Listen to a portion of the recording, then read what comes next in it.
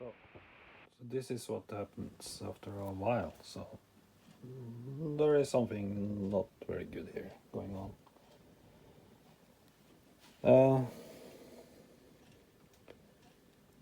If I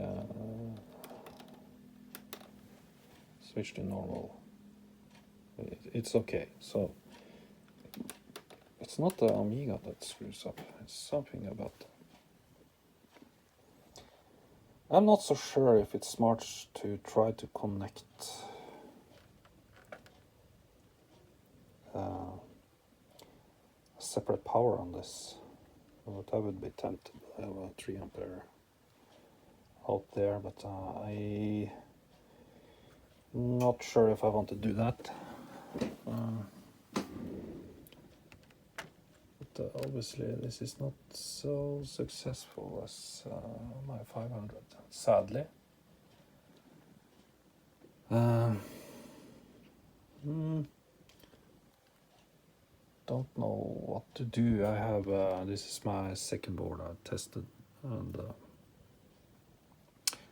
both of them act the same. I have another one here.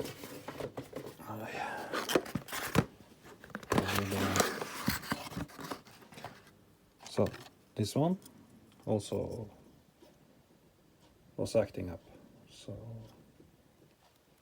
like that.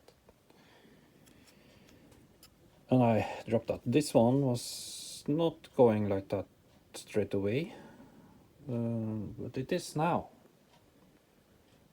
So yeah, I could make more, but I've been very thorough about measuring if there is connection from the this adapter here to my Amiga. Maybe I tried to replace that adapter, but unfortunately it's a bit more demanding than on the 500, I think. Especially these connections is I found a way to solder them eventually, but they are very it's very small connections, easily to do something, a short circuit or a missed connection or something like that. So it is on my limit of what I can do with my simple tools here. Of course, my dream is to put my Vampire on top of it. But I might need to order this just connect to the mainboard directly and see if that works better. I'm a bit unnerved with this soldering on the IC directly. It's sad not to have HDMI out working properly, but it's even more sad to break the mainboard because the heat, and every time you touch this old lady something might break, you know. So